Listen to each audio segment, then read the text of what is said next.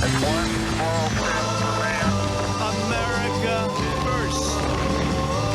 Ask not what your country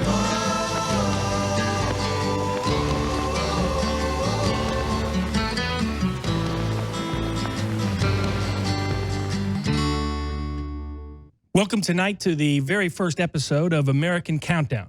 We're going to be discussing the pandemic.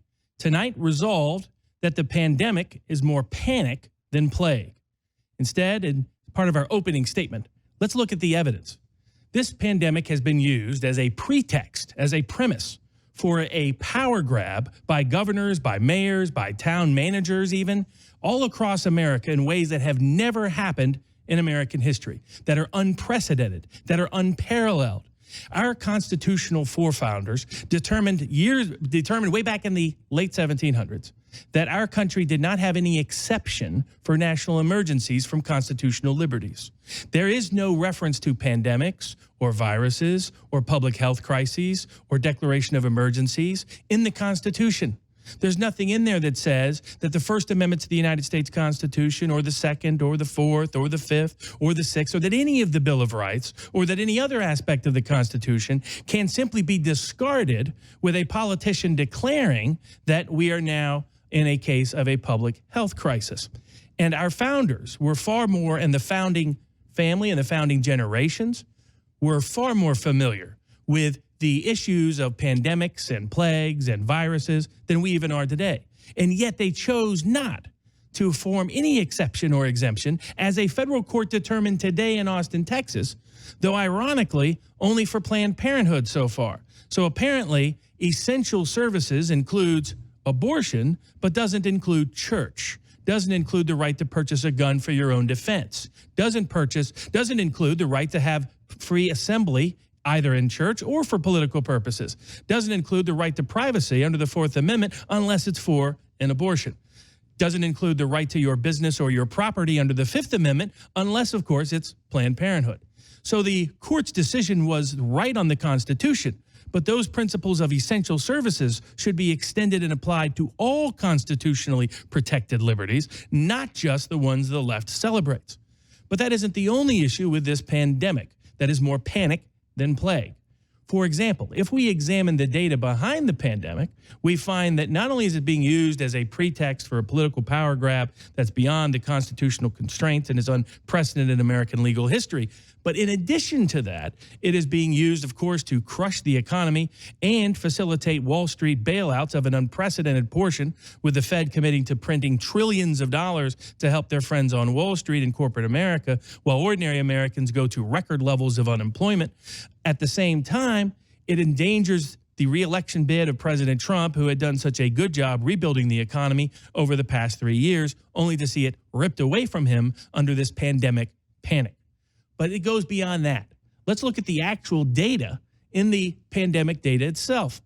So according to the various models that originally came out of places like Imperial College in the UK and other places that were relied upon in the West, this pandemic was going to be completely unique.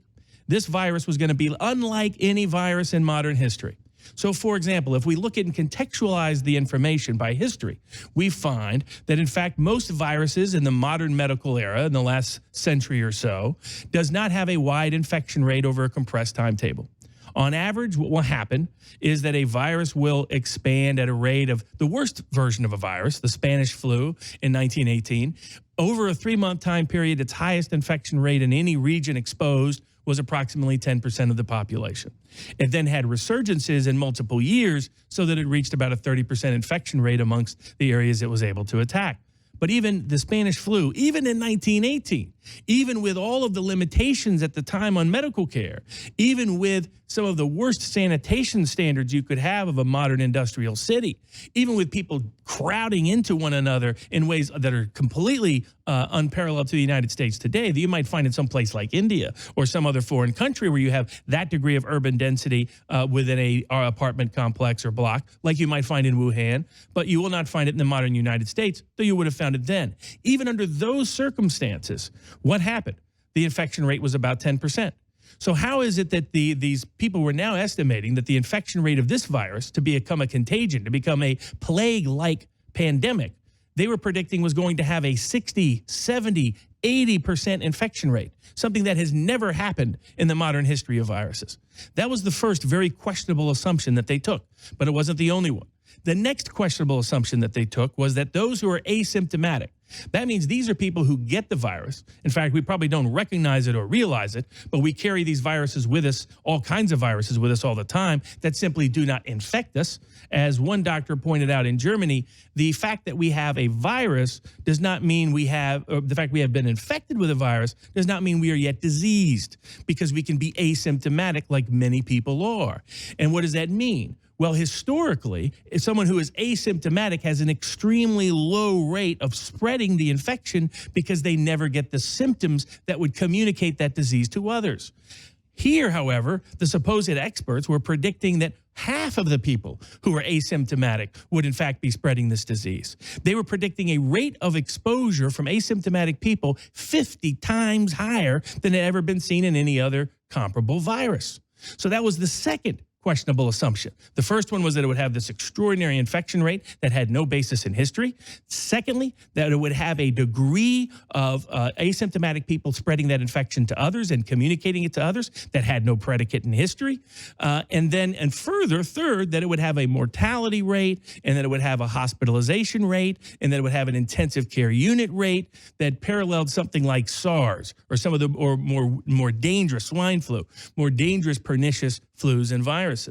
So all of these assumptions were based on were purely speculation in many cases, completely ahistorical in context, and often based on early data from China that, as a doctor in Germany explained, did not consist with anything connected to history. But that wasn't it. That wasn't all. What happened next was the media hysteria to promote the most frightening context of the virus, to make the virus seem more threatening than it actually likely is. This is by doing several tricks of the trade. For example, most people do not know that 97% of the people who get the flu each year, the CDC, the Center for Disease Control, estimates never get the flu. And I mean, they get the flu, but they never get tested for the flu. So what happened early was they compared the mortality rate of the coronavirus amongst those who had tested for the virus to the mortality rate for the flu amongst those that they thought had the flu, but not amongst those who had tested for the flu. So, for example, amongst those who get the flu, often the rate varies year by year, but often about 10% of the people who are tested to have the flu die from the flu. By contrast, with the coronavirus, the number has estimated anywhere from 0.2% to 4.5%, depending on the country and the location and the timing and the circumstances. But in any circumstance, that's actually less than the mortality rate of the compared to the flu if we're using the same standard. So in the end, they were assuming that there wasn't going to be this exponential testing range that would reach people who were asymptomatic or simply had mild symptoms about the virus compared to the flu, when in fact they knew, based on the nature of flu-like viruses, that there were likely millions of people who already had the virus around the world who were not going to die from it or need severe hospital care.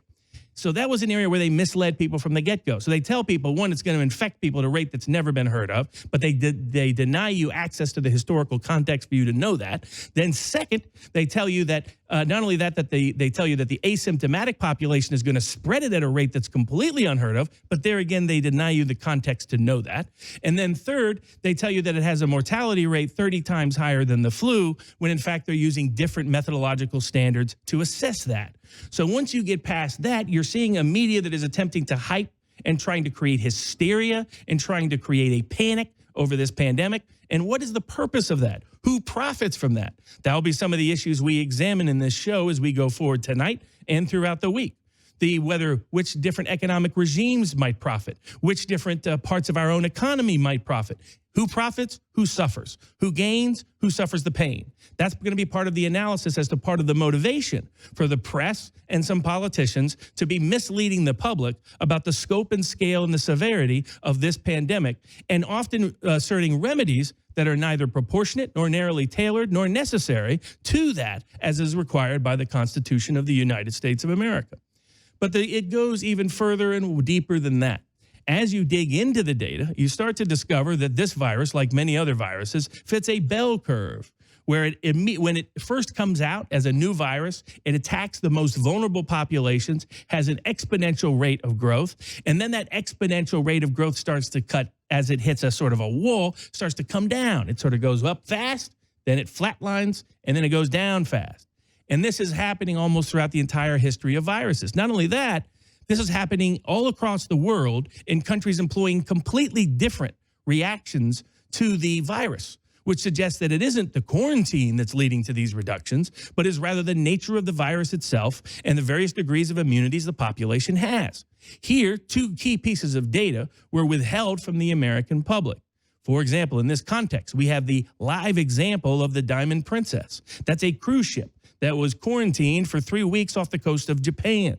There, you had these people locked in to a perfect petri dish for spreading the disease. This was a place where you're recycling the air. They were eating food from chefs they later determined were contaminated. They were living and sleeping in sheets cleaned by people they later determined were contaminated. It was a disproportionately elderly and vulnerable and susceptible population to this virus and disease.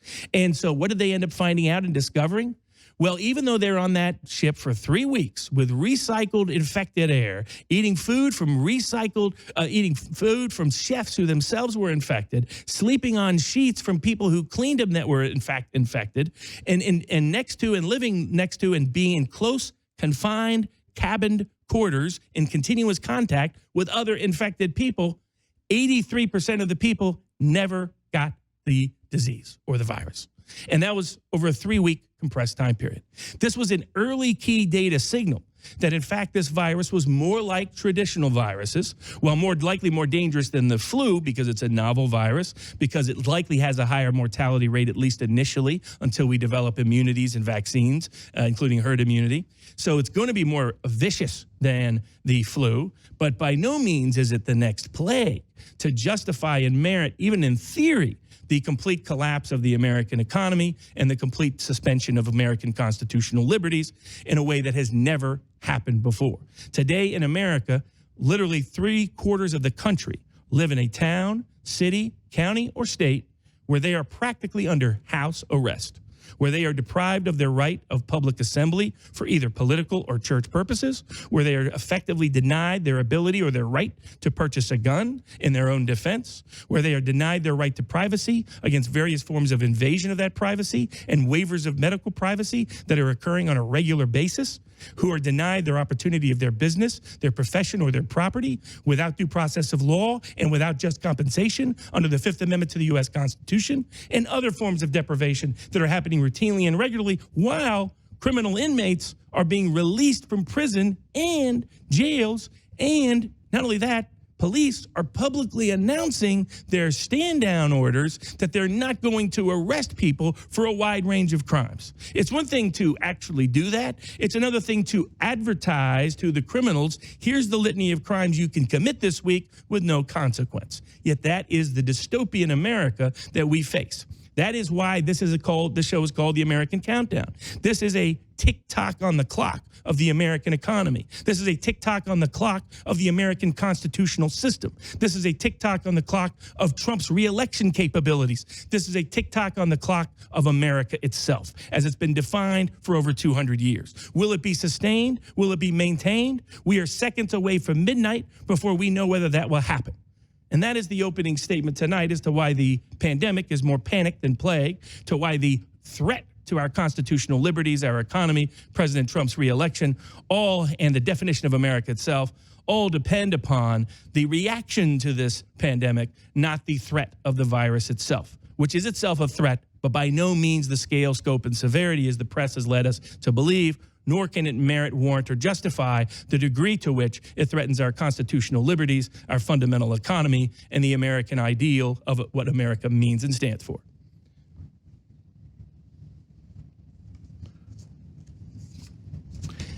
Let's look at let's shift now to the evidence after the opening statement section of the show. And as part of shifting to that evidence, later on we'll be going to Mike Cernovich. So we'll be interviewing him, and he was one of the top people who was on the front lines of this issue from the very beginning, warning of the risk of the virus, given that China had shut down some of its supply chains, a fact it would not have done unless this virus was a real threat. But he was also one of the first people to recognize the other threat of overreaction. The other threat of politicians seizing power in manners that threaten our core constitutional liberties and becoming petty tyrants. He was also one of the first people on the front edge of recognizing the economic trauma and harm being disproportionate and disparate to the remedy being sought. And he was one of the first people to start pointing out that data didn't support what the modelers were claiming was going to be the next plague. That this was a serious virus, had to be treated as a serious virus, had to be treated as flu-like and more serious and more severe than the flu. But by no means did it justify or warrant the degree of politician power grabbing or Wall Street bailouts or corporate money shifts or economic collapse that was occurring in our everyday life, particularly given how the data was not conforming to the apocalyptic estimates that were being projected. Let's just use one example of that data point. Let's look at the daily death summary from the #1 city that's been hit by this pandemic in America, and that's New York City, Gotham. So let's look at the at this sheet, which has the daily data summary of all of the deaths as of March 30th, 2020, as of 4:30 p.m., as reported by New York City. First of all, what you note is the total number of deaths as 914. Now, that sounds scary and terrifying and horrifying. But here's what's not being reported by the press. How many of those deaths were in people that had no underlying conditions? 14. We can zoom in on that. You can see that's the stat. That's the most significant and consequential stat in assessing the threat, the mortality rate that this virus poses and propounds. So let's talk about what kind of underlying illnesses they're talking about. When they say only 14 people have died that had no underlying conditions in New York, and all the rest, basically that's a rate of, let's see, 98.5% or so, all had not only underlying conditions, but they're not just any kind of underlying conditions. Those conditions include lung disease, cancer, immunodeficiency, heart disease, hypertension, kidney disease, liver disease. In other words, they had a bunch of comorbidity conditions, or what are often the cause of death.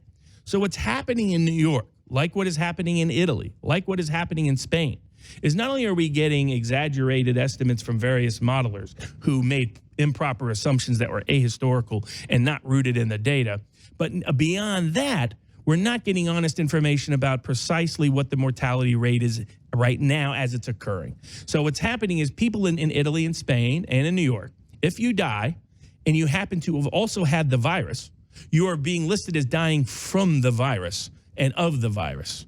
When in fact, in other contexts, when they've done other medical studies and surveys, they call this excess deaths. So they try to look at those deaths that are actually caused by a specific disease and not merely the reflection of underlying conditions that might have been the true cause of death. In other words, we're panicking over what was really happening in many of these cases is people's cause of death is changed on their death certificate. Not the fact that they died, not the fact that they were going to die with or without the coronavirus, but that the cause of that death is changing in their death certificate. Now, by the way, New York is saying that they haven't made a final determination about whether coronavirus is the real cause of these deaths. And that's why they're being very forthright and forthcoming and saying, by the way, almost all of these deaths are with people who their death may have been caused by something else. So that's why the relevant statistic you would want to look at from an evidentiary perspective is you would want to look at the underlying mortality rate in general. In other words, how much has our mortality rate in the United States gone up? How much has it gone up in New York City? Here, the media has done a great job of highlighting numbers that sound scary. So they talk about, wow, 200,000 people might die in the United States from coronavirus. Now, included in that is often data of people who may have died of other things that they're just attributing to coronavirus speculatively. But on top of that, they're not putting it into context. In the United States, over 3 million people die each year. About 40,000, depending on the year, die in automobile accidents. People die of a wide range of things. And people die of cancer, people die of heart disease. Those daily death rates make coronavirus look like small change. But because that context is being removed from the public discussion, from the public debate, from the public square, people don't know how to evaluate and assess the meaning of the big scary charts that they're being given. And that's why when they see daily data, this kind of summary is not being printed to the press. So even though it's given out for the world to see, you're not going to see it on NBC or ABC or CBS or any place else. You're not going to see that 99% of the deaths are happening with people who have other severe deathly diseases, whose life expectancy was very short, who may have actually already died of another disease, may have died of a heart attack and happened to have a virus, but the virus wasn't the cause of that heart attack, had no causative relationship or role with it. It's so bad that you have people like a young nurse in Spain who committed suicide, believing that because she was diagnosed with the virus. And yet, had that nurse been given proper information and education, she would have known that her risk of dying from that disease, given her age and lack of preconditions of deadly diseases, was tiny, was minuscule, was remote. And yet, that's what's happening. So constantly, we're being given false information. To give you another example of this, a little sort of data nerd decided to do a study and looked at all the available data, looked at the data coming out of the Diamond Princess, looked at the data coming out of Wuhan. And here there's been an interesting combination. Initially, when China was reporting data that showed this as an exponential rate of growth in a dangerous disease, what happened? Well, the modelers took it all for granted and said it was absolutely true, and there was complete reliability and transparency in the numbers from China. This included data from the WHO studies, U.S. doctors who ended up belatedly being allowed into China. But as soon as the data from China started to show a different pattern, as soon as that data started showing that this disease was not quite the plague that the modelers and doom and gloomers had forecast, all of a sudden data from China became completely unreliable. Well, if data from China is unreliable, then all of the models are unreliable because they rely exclusively and entirely on the data from China in the early data set for their bad estimates. In fact, just as the fact that China turned off its chain of supply and its large parts of its manufacturing economy was a key signal that this disease was uniquely dangerous in ways comparison to by comparing it to the flu. In the same manner, when they turned back on all of their economy, when they started turning back on all of their supply chains, when they started allowing free travel from Wuhan, that means that China figured out something about this disease that was significant, that meant that the models were wrong. And yet by then, the politicians saw an opportunity for an extraordinary power grab. The media saw an opportunity to build such a hysteria that it would constrict President Trump's ability to act on his initial instincts to reopen the economy and not treat this as like the plague, but just like a severe flu that might be twice or three times as bad as a severe flu. But treat it like that kind of disease, not the second coming of the Black Plague, not the second coming of the Spanish flu. And even if you're going to treat it like the second coming of the Spanish flu, use the remedies they did then. Because back then, if you go and study, and there's a National Geographic study on this, they went into detail about what the cities did. This is, again, the evidentiary part of the issue. If you dig into the evidence simply does not support the premise that this pandemic is more plague than panic. What the evidence supports almost uniformly is that this pandemic is more panic than plague. And the evidence of that, additional evidence of that, is present not only in the history, but also in how cities responded in America to the Spanish flu. All they did for the most part was limit mass gatherings, things you already had to get a license to do, like a concert or a parade or things of that nature. They shut down schools because of the unique threat the disease presented to young people, which, by the way, this disease is quite the opposite in that respect, and shutting down the schools may actually create additional exposure and risk. But other than that, they took no other. They limited some business hours, advised certain degrees of social distancing. But what they did not do was any sort of mass public house arrest. What they did not do is close down churches. What they did not do is force people to stay at home.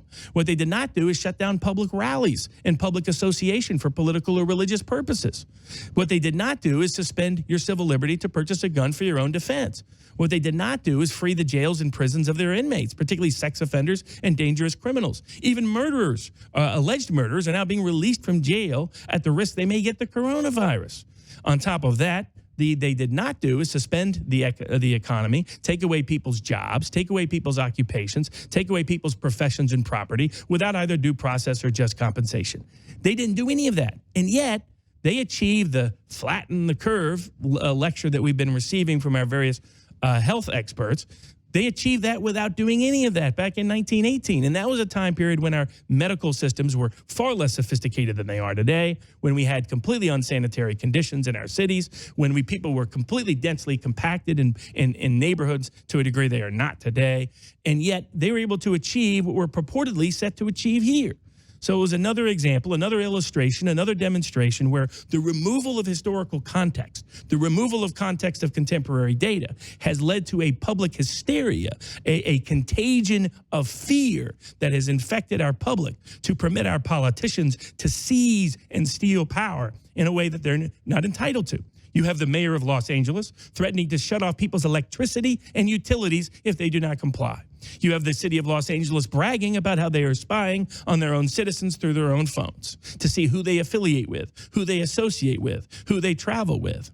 You have politicians saying you cannot go to a church gathering or you can be subject to arrest, as a pastor was today in Florida, where they were going to actually originally raid the church during his service and arrest him for what? Unlawful church services, unlawful assembly. That's never happened in the history of the American constitutional republic. Yet it happened today in America. That's why it is tick-tock on the clock, and we are within seconds of the end of a doomsday clock for the American experiment, for the American economy, for President Trump's reelection, but beyond that, for preserving any degree of First Amendment or other constitutional liberties in this country.